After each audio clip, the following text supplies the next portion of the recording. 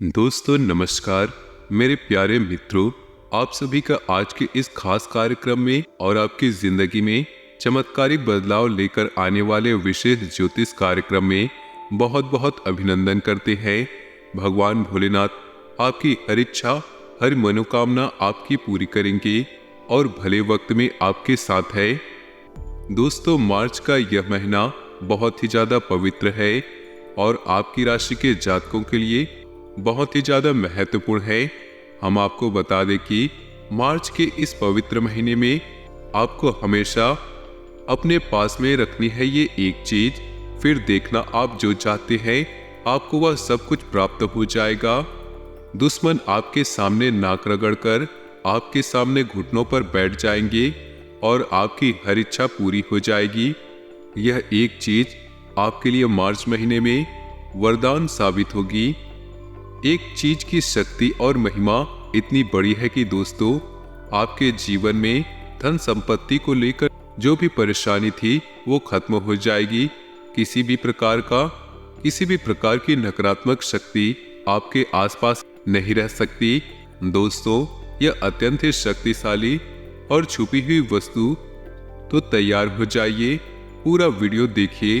बड़ी मेहनत के बाद आपके लिए हमने यह वीडियो बनाया है और कुछ इस प्रकार बनाए हैं दोस्तों, आपको केवल और केवल ऐसी बातें बताई हैं जो आपके जीवन की जो व्यक्तिगत समस्या है, कुछ भी परेशानियां हैं, उन परेशानियों को ध्यान में रखकर ये वीडियो बनाई गई है। हम लंबे समय से आपकी राशि पर नजर बनाए हुए थे। हम आपकी जिंदगी के बारे में बहुत अच्छी तरह से जानते हैं कि आपको कौन सी परेशानी हुई, कब कौन सी चोट लगी, कब घाटा हुआ, कब फायदा हुआ। तो इसी हिसाब से हमने आपके लिए यह वीडियो तैयार किया है। हमने आपको हर एक बात इस वीडियो में पूरी विस्तार से बताई है और ऐसी ही विशेष जानकारी हमने इकट्ठा करके जो आपके जीवन में बहुत काम आने वाली है। दोस्तों, हम बस आपसे निवेदन करते हैं कि आज की इस वीडियो को आप शुरू से लेकर अंत तक देखिएगा। हो सकता है यह वीडियो थोड़ा सा लंबा हो जाए, लेकिन दोस्तों, आपके पूरे जीवन को अच्छा बनाने के लिए आपके कुछ मिनट यदि लग जाए, यह एक छोटी सी कीमत होगी। दोस्तों, आप इसका भरपूर प्रयोग करें, आपको इनका भरपूर लाभ पहुंचेगा। हमें इस बात पर पूरा भरोसा है। दोस्तों, हमने बड़ी मेहनत के साथ इस वीडियो को तैयार किया है। बस आप इसे शुरू से लेकर अंत तक देख लें तो हमारी मेहनत सफल हो जाएगी। भगवान भोलेनाथ के लिए भक्ति हमारी सफल हो जाएगी। तो चलिए बिना देर किए आज के इस विशेष कार्यक्रम को शुरू करते हैं।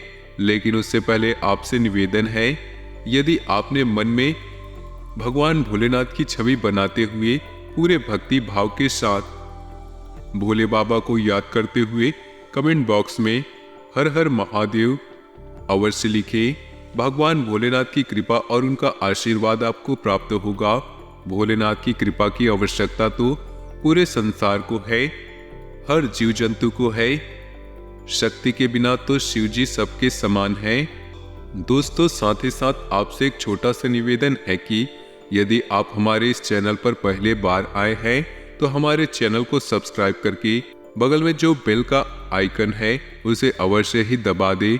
इससे हमारा मनोबल बढ़ेगा। यह बिल्कुल ही फ्री है। इसे भी आप भगवान भोलेनाथ की सेवा समझकर करिए, क्योंकि दोस्तों, हम भगवान भोलेनाथ का ही कार्य कर रहे हैं। उन्हीं के आदेश और अनुभूतियों के आधार पर हम इस कार्य में लगे हैं। तो चलिए जल्दी से चैनल को सब्सक्राइब कर ले, फिर आगे बढ़ते हैं। दोस्तों, अब तक आपने जो चाहा, जो परेशानियां उठाई वह सब ठीक थी, लेकिन अब आने वाले समय आपको हर हालात में सुंदर होना चाहिए, अच्छा होना चाहिए। आपकी हर एक इच्छा पूर्ण होनी चाहिए, क्योंकि आप इस सब के काबिल है, आप इस सब के लायक है। आप बेहद ही दयावान और बेहद ही सच्चे हृदय के इंसान हैं। आपका हक बनता है कि आपको भरपूर सफलता प्राप्त हो। आप जैसे इंसान संसार में केवल और केवल दुख भोगते हैं, तो निश्चय ही ईश्वर की न्याय में किसी बात की कमी। यह दोस्तों, हम आपके दिल की बात को समझते हुए कह रहे हैं और हम आपके दिल को अच्छी तरह से जानते हैं। हम जानते हैं कि आपकी राशि के जातक के दिल बेहद साफ होते हैं। बिल्कुल कांच की तरह। आपके अंदर बिल्कुल भी मैल नहीं होता। हो सकता है कि आप क्रोध में या भावनाओं में बहकर किसी के लिए कुछ ऐसी बातें बोल दे जो उनके मन को दुखी करते हो, लेकिन आपके अंदर से बेहद मुलायम है, बेहद ही दयावान है, भावुक इंसान है। इसी वजह से दोस्तों हम जानते हैं कि आपको बाहर के लोग बिल्कुल ही सही तरह से नहीं पहचान पाते। आपके व्यक्तित्व का हमेशा गलत अंदाजा लगाते हैं। इसे चाहे अपनी कमी मान लो या फिर आपका स्वभाव मान सकते हो। आप अपने असली व्यवहार को कभी भी किसी को नहीं बता पाते, अपने दिल को खोलकर किसी के सामने नहीं रख पाते, और आपके दुख का कारण यही है दोस्तों। हम आपको बताने जा रहे हैं एक विशेष वस्तु के बारे में जो आपको अपनी जेब में रखकर घर से बाहर निकलना है। दोस्तों जब भी आप घर से बाहर निकले, एक वस्तु को अपने जेब में रखकर ही निकले, फिर देखे चमत्कार। आपकी बात बिगड़ रही होगी, वह बात भी आपकी बन जाएगी। यहाँ से आपको उम्मीद नहीं थी, वहां भी कामयाबी आपको हासिल होगी। दोस्तों आपकी जिंदगी में सफलता एक नई कहानी लिखी जाएगी। दोस्तों हम बातें कुछ ऐसी बता रहे हैं, बेहद ही आवश्यक। हो सकता है सुनने में आपको थोड़ा सा अजीब लग रहा हो, लेकिन दोस्तों जब हम बातें बता रहे हैं उस पर हमें पूरा भरोसा है और धीरे धीरे आपको भी पूरा विश्वास होने लग जाएगा। आप बस वीडियो में बने रहिए, ध्यान से सुनिए। सबसे पहले आपको जीवन में कामयाबी की एक सकारात्मक भूमि तैयार करनी होगी। दोस्तों शायद आप समझे नहीं, ध्यान से सुनिए। आपका घर आपकी भूमि है, यानी कि यह एक ऐसा स्थान है जहां से आप अपनी ऊर्जा को लेते हैं, जहां पर विश्राम करते हैं और जहां पर आपको सबसे अधिक सुख की प्राप्ति होती है। दोस्तों आपका घर ही है वह। ऐसे में हो सकता है कि कुछ लोग यह कहें, हमें तो अपने घर में बहुत परेशानी होती है, हमेशा चिंताएं घेरी रहती है। तो दोस्तों यह सब इसी वजह से है क्योंकि आपने अपने घर की अनुकूलता को खो दिया है, खराब कर दिया है।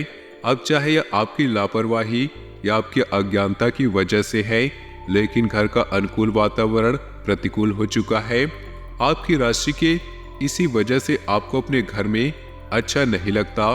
तो यह तो कुछ लोगों की बात हो गई, लेकिन सामान्य तौर पर इंसान अपने घर में जाकर ही सुकून प्राप्त करता है। तो वह आपकी भूमि है, जहां दोस्तों आपकी भूमि मजबूत करनी है। वहीं से आपकी सफलता के बीज अंकुरित होंगे और एक दिन वृक्ष बन जाएंगे। तो उम्मीद है आप समझ रहे होंगे कि हम आपसे क्या कहना चाह रहे हैं।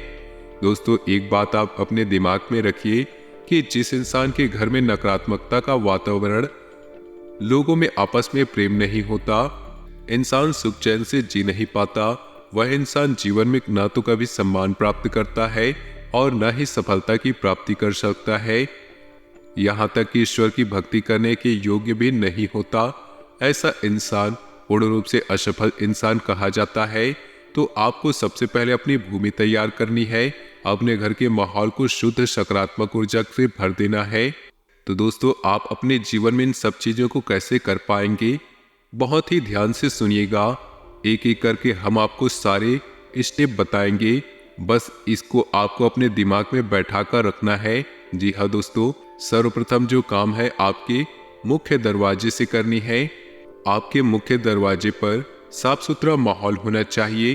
कभी भी गंदगी को किसी घर के कोने या घर के सामने इकट्ठी नहीं करनी चाहिए।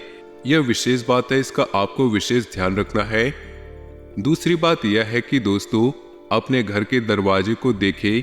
यदि आपके घर के दरवाजे पर किसी देवी देवता की कोई तस्वीर लगी है, बहुत से लोग लगा देते हैं, मूर्ति लगा देते हैं, गणेश जी की या माता लक्ष्मी की, सरस्वती माँ की ऐसी तस्वीर फोटो लगा देते हैं, तो आपको तुरंत प्रभाव से यह फोटो, तस्वीर, मूर्ति जो भी कुछ है इसे हटा देना है। और दोस्तों ऐसा क्यों करना है? जो गणेश जी है वह हमारे देव है, हमारी पूजनी है, उनका स्थान हमारे घर के पूजा स्थल में है, अभी हमारे घर के द्वारपाल में नहीं। यदि आपने गणेश जी की फोटो, मूर्ति अपने दरवाजे पर लगा दी है, माता लक्ष्मी जी की लगा दी है, तो आपका बेड़ा गर्क होना ही है दोस्तों, क्योंकि माता लक्ष्मी फिर आपके दरवाजे पर ही वापस लौट जाएगी। आपने तो उन्हें घर की पहरेदारी का कार्य दे दिया, जो कि माता लक्ष्मी के अनुकूल ही नहीं। तो किसी भी देवी देवता की फोटो या तस्वीर मुख्य दरवाजे पर नहीं लगाते, इसे आप तुरंत हटा दीजिए। आपके देवी देवता पूजनीय है, आपके भगवान है, उन्हें पूजा घर में सम्मान के साथ रखिए। उन्हें सजाने के तौर पर प्रयोग न करिए।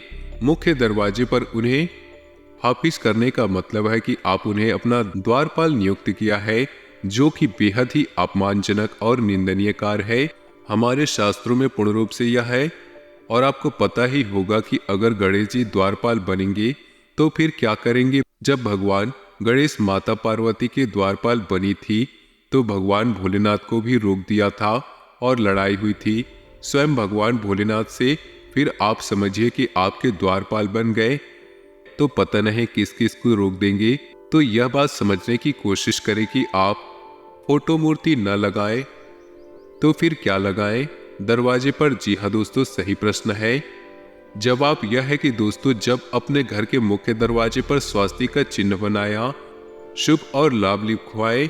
सही तरीका मुख्य दरवाजे की सबसे ऊपर सामने की ओर बीच बीच श्री लिखाए, दाएं और बाएं स्वास्तिक का चिन्ह बनाए और मुख्य दरवाजे की इस तरफ शुभ और लाभ लिखवाए। दोस्तों, इसी से आपके घर की उन्नति होगी। मुख्य दरवाजे की बात याद रखना है कि आपके घर के जो मुख्य दरवाजा है उसकी दहलीज पर कभी भी गहरी नहीं होनी चाहिए। इससे आपका राहु अति सक्रिय हो जाता है और आपको बहुत ही बुरे परिणाम देगा। दोस्तों, यदि वह गहरी है तो उसे बराबर करा दे और अगर हो सके तो थोड़ा सा ऊंचा करा दे। यह बेहद ही शुभ होगा। तो आपके घर के मुख्य दरवाजे की बात, इसे आप कैसे सुधारना है आप समझ चुके हैं। अब बात करते हैं आपके घर की। तो आपके घर के जो कोने होते हैं उनमें राहु और केतु का वास माना जाता है। जो आपके घर के कोने होते हैं उनमें कभी भी अंधेरा नहीं होना चाहिए, पहली बात। दूसरी बात यह है कि वहां मकड़ी के जाले और गंदगी किसी भी कीमत पर नहीं होनी चाहिए। ऐसा करने से भी राहु अति सक्रिय होकर आपको दुष्परिणाम देने लगेंगे। जी हाँ दोस्तों, इस बात का विशेष ख्याल रखना है आपको। अगली बात यह है कि दोस्तों, ब्रह्म स्थान में गहराई नहीं होनी चाहिए, यानी कि गड्ढा नहीं होना चाहिए और साफ सुथरा होना चाहिए। ईशान कोण के बारे में आपको अपनी पिछली कई वीडियो में हम बता चुके हैं कि आपको पता ही होगा उसके स्थान पर आपको क्या करना है। अब बात करते हैं आपके घर के सबसे महत्वपूर्ण स्थान की, अर्थात आपके घर के पूजा स्थल, जहां से सकारात्मक ऊर्जा बहती है, वहीं से निकलती है। आपके पूरे घर में आपके घर के पूजा स्थल में कुछ चीजें बिल्कुल भी ना रखी। पहली बात है कि किसी देवी या देवता की दो मूर्ति या फोटो ना रखे, किसी भी कीमत में नहीं रखना है। मूर्ति 4 अंगुल से बड़े आकार की बिल्कुल भी ना हो। ज्यादा बेहतर है कि तस्वीरें रखें, क्योंकि मूर्ति पूजन का विधान केवल और केवल मंदिर के लिए होता है। दोस्तों, हम इस प्रकार के विधि विधान का पालन गृहस्थ जीवन में नहीं कर पाते, तो आप तस्वीरें रखें अपने पूजा स्थल में। दूसरा, अपने घर के पितृ पूर्वज को अपने घर के पूजा स्थल में बिल्कुल भी ना रखें। बहुत से लोग ऐसा करते हैं कि अपने घर के पुरखे पूर्वजों की तस्वीरों को अपने पूजा घर में रख देते हैं, अपने पूजा घर के दाएं बाएं कहीं पर भी स्थापित कर देते हैं। तो दोस्तों, आपको बिल्कुल भी ऐसा नहीं करना है। अपने घर में जो भी पूजा घर है, चाहे वह अलमारी है या छोटा कमरा, अपने पितरों को बिल्कुल वहां से दूर रखें। तो दोस्तों, उन्हें कहाँ रखना है यह भी हम आपको बताने जा रहे हैं, लेकिन फिलहाल के लिए आप उन्हें अपने पूजा घर से हटा लें। उनका पूजन आपको नहीं करना है, आपको इसका विशेष रूप से ध्यान देना होगा। तीसरी बात कि आपको अपने पूजा घर में पुराने फूल और पुरानी जली हुई बात को बिल्कुल भी नहीं रखना है। दोस्तों, पुराने फूल बहुत ही अधिक नकारात्मक ऊर्जा को सर्जित करते हैं, तो इन्हें आपको हटा देना है। और जली हुई बात में जो उन्हें भी कहीं भी इकट्ठा नहीं होने देना है, उन्हें भी हटा दे। और इनमें सबसे महत्वपूर्ण बात, यदि आपके घर में जो मंदिर है, लकड़ी का मंदिर है या फिर किसी प्रकार का मंदिर है आपने बनवा रखा है, उसके ऊपर यदि गुम्बद बना हुआ है जिसे हम शिखर कहते हैं, तो आप उसे तुरंत हटा दे। यह बेहद अनिष्ट कार्य दोस्तों आपके घर में घोर नकारात्मकता को आकर्षित करता है।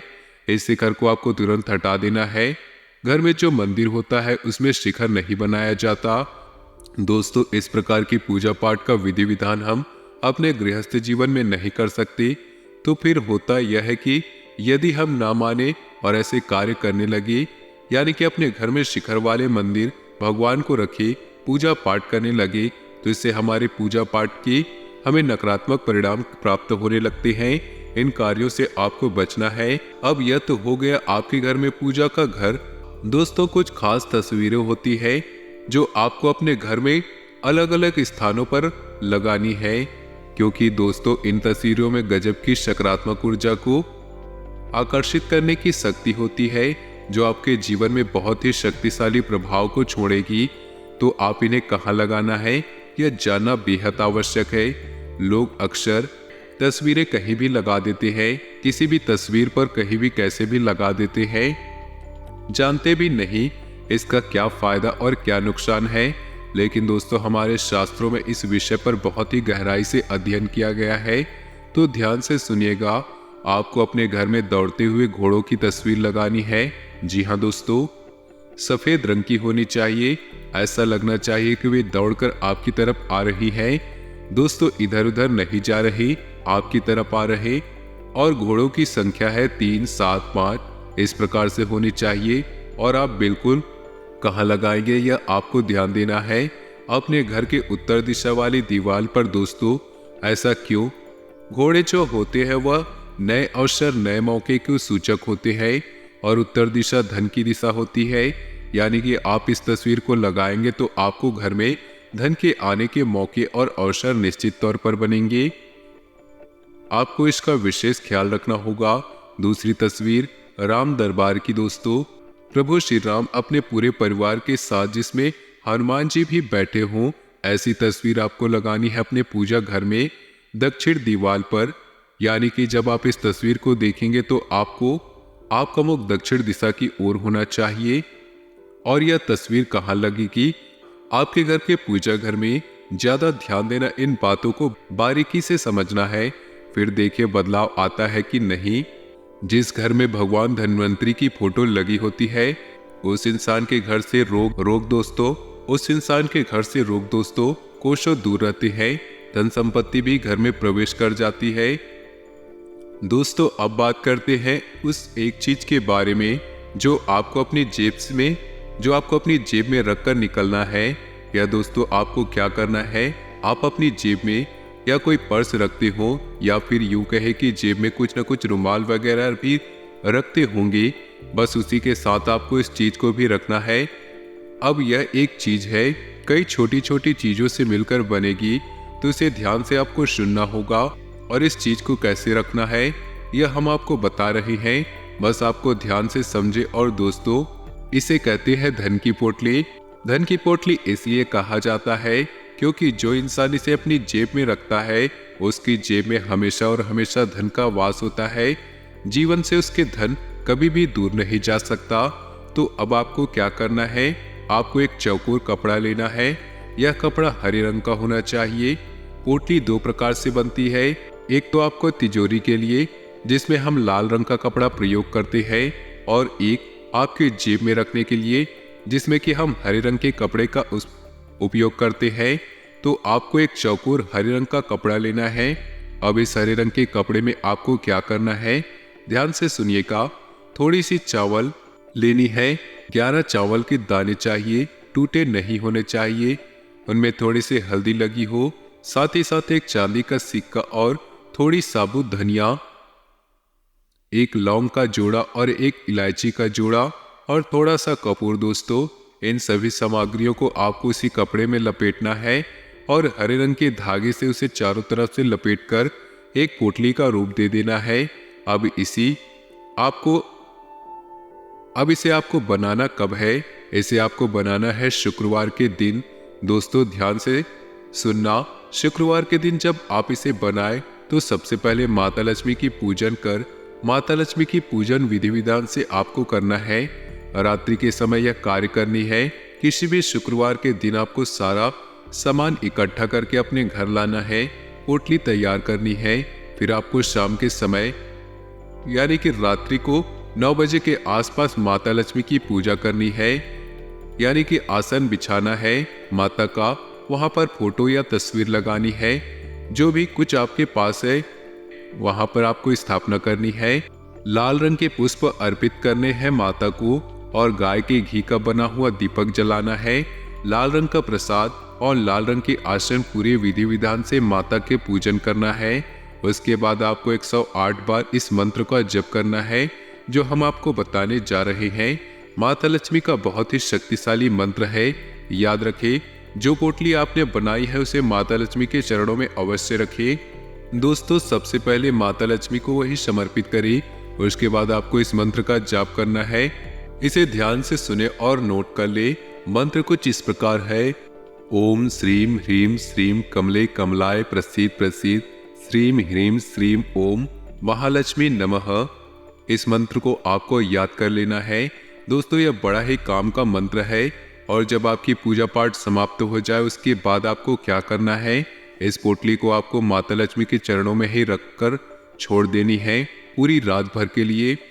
फोटो को उठाकर पूजा घर में रख सकते हैं। जब आप पूजा घर के पट बंद करेंगे तो आप माता के चरणों में रखेंगे रात भर के लिए। रात्रि में कुछ ऐसा होगा कि यह पोटली जागृत हो जाएगी। दोस्तों, माता की कृपा उसके बाद आपके घर में प्रवेश कर जाएगा। आप अगले दिन पोटली को अपनी जेब में रखकर घर से बाहर निकलेंगे तो आप देखेंगे आपके लिए संसार बदल चुका होगा। सारे कार्य आपके ऐसे ही बनते चले जाएंगे कि जैसे मक्खन में छुरी चलती है। दोस्तों, कहने का मतलब है कि आपको कुछ भी कठिन नहीं लगेगा। हर जगह आपकी बात का डंका बजेगा। तो दोस्तों, आपको न तो आपकी कोई बात काट खाएगा और न ही आपके ऊपर कोई नजर लग पाएगा। कोई आपके ऊपर किसी भी प्रकार का उपाय या टोटका तांत्रिक क्रिया करेगा तो वापस वह खुद ही परेशान हो जाएगा। आपका बाल भी बाका नहीं कर पाएगा। तो दोस्तों, बस आप इसे आपको ध्यान से रखना है, करना है। इस उपाय को करिए। 7 दिन तक आप इसे रखें। उसके बाद आप इसे किसी बहते हुए जल में विसर्जित कर दें। उसके बाद आप फिर से इस पोटली को तैयार करें। 7 दिन के बाद आप इस पोटली को फिर से तैयार कर सकते हैं। जब तक आप इससे लाभ मिलता रहे आप इस पोटली को तैयार करते रहें। तो दोस्तों, आज की ये खास वीडियो आपको पसंद आई हो तो वीडियो को लाइक कर दें और नीचे दिए कमेंट बॉक्स में सच्चे श्रद्धा भाव से ओम नमः शिवाय जरूर लिख दें। आपका दिन शुभ हो, मंगलमय हो।